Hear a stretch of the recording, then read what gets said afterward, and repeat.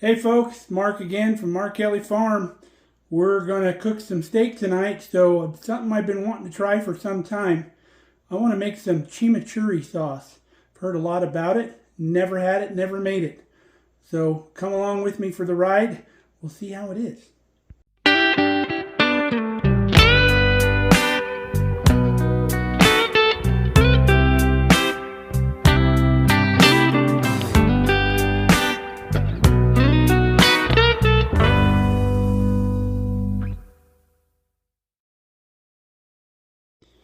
So we pulled some New York strip steak out for supper. Kelly likes the New York because there's not a lot of fat on them. Now this chimichurri sauce we're going to make originates from like Argentina, Uruguay area. It's kind of a condiment, kind of a salsa type thing that's used on cooked meats. And I see a lot of it on the barbecue that I watch and stuff on TV and stuff. So I've been wanting to try it for some time, so today's the day. Let's get the stuff together and we'll get this made and let it sit all day long until we're ready to eat supper tonight. So there's 46 million people in Argentina, and there's those that would tell you that means there's 46 million different recipes for chimichurri. But we've found this one on the internet and we searched around a little bit, and this one looks to be the one we want to try. We found it at cafedelights.com. We'll leave all the shout out to them on here because this is all their recipe, and I'll focus here in on it real quick. So if you wanted to pause and write all this stuff down, you can. But we're going to get this stuff together. Now the recipe calls for just to mix all your ingredients together. There's no certain order or anything like that.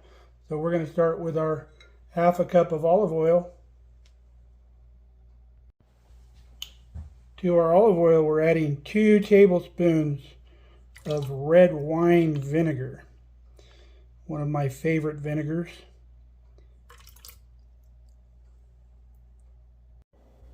One half cup of finely chopped flat leaf or Italian parsley.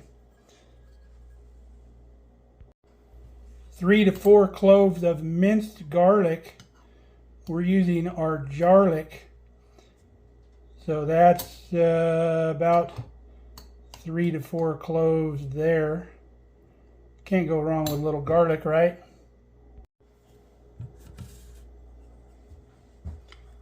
Three-quarter teaspoon of dry oregano.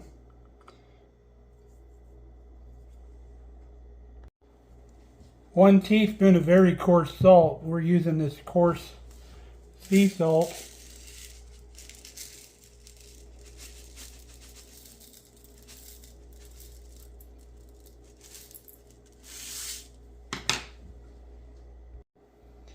Half a teaspoon of coarse black pepper.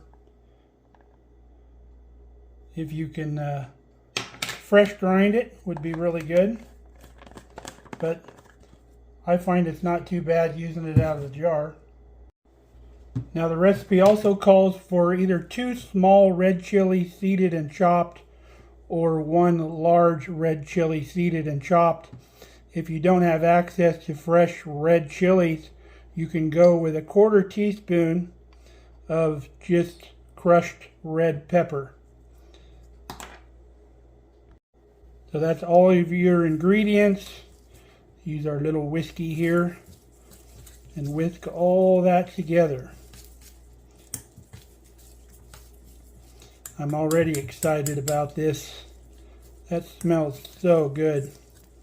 And we're going to let this sit in the fridge all day long. Let some of those flavors come together. It's going to be awesome. There you can get a good look at it. Doesn't that look amazing? I'm not actually going to put this in the fridge because I don't want that oil to congeal or anything. But it's not going to go bad just sitting out here on the counter for the day. We'll put some plastic wrap over it. So we'll see you later when we're getting our meat grilled up and give this stuff a try. Now some folks have figured out how to put the dry ingredients together for chimichurri, and then you just rehydrate it later. It's got the recipe right on here. If you want to make a sauce, you mix a 1/4 cup of the seasoning with a 1/2 cup of olive oil and a 1/4 cup of red wine vinegar. That's another recipe, I guess. Or you can mix 1 tablespoon of the seasoning with 1 stick of butter for a compound butter. Now, if we get to where we really like this sauce, we can take all of our ingredients, put them through the freeze dryer, and make a mix like this that I found at our local store. And we can have chimichurri anytime just by adding the oil and the vinegar. Now, I would put your dry ingredients with your vinegar first, let them sit for like an hour or so before you add the oil, and that'll kind of rehydrate all of your dry herbs. And remember, if you're using dry herbs, you would use 1/3 of what you would use fresh. So if it calls for a tablespoon of fresh herbs, you would use a teaspoon of dry herbs. Or if it called for a cup of fresh herbs, you would use 1/3 of a cup of dry herbs. So that's how you do your measurements. So I've decided we're going to do a taste comparison. I mixed up a small batch of the dry stuff. According to the recipe, I cut it in half. So we'll let this sit today too and see how this goes compared to our fresh.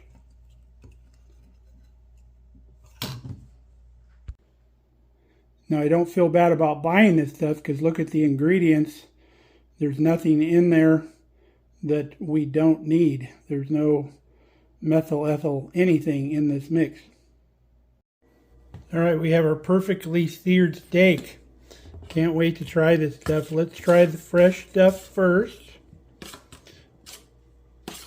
We'll put a spoonful here on this. Give that a shot.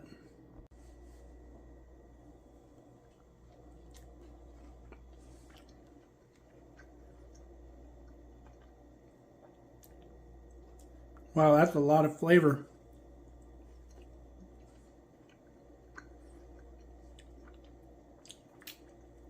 Really good. But you don't really taste the meat. If you were having like lamb or goat or something like that, or maybe even venison that's not from like around here, that would be really good at covering up some gaminess. But with the good Nebraska beef, I don't know if you need it, but very good flavor. Let's try the dry mix. We'll go in with a new spoon so we don't cross-contaminate and mix up the flavors.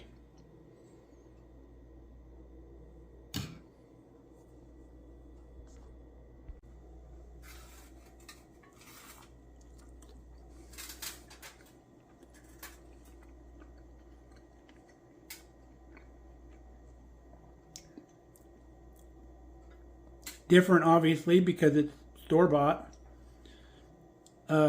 I can already tell you I like the fresh better, but it's still good.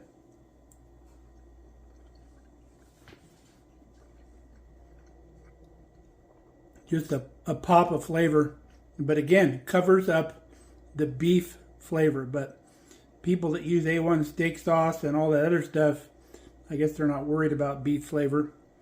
But super good. It's good flavor. Let's get Kelly in here and see what she thinks. Okay, here Kelly goes. I just spooned a little bit on top. That way you don't get meat juice in the whole mix.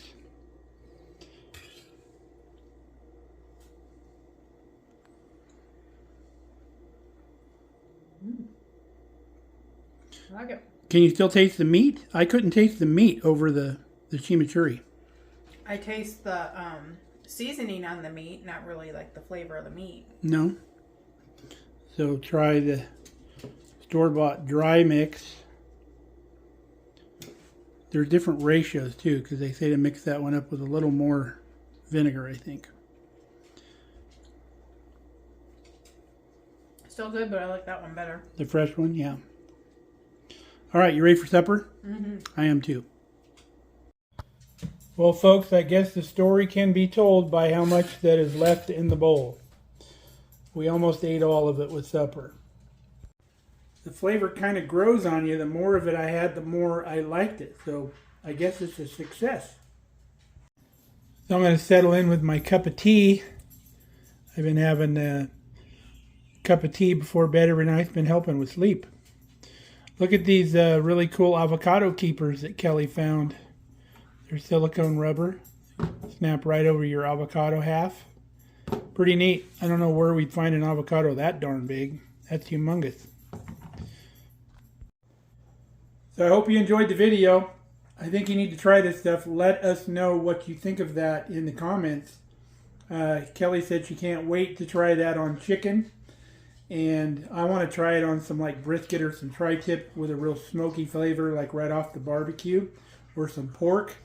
And I think it would be really good to marinate like some carne asada, some really thin steaks, and then flash grill them real quick. So can't wait to mess around with this stuff. So till next time, stay safe, stay healthy. We love you guys. Come back and see us here at the farm. We're always doing something.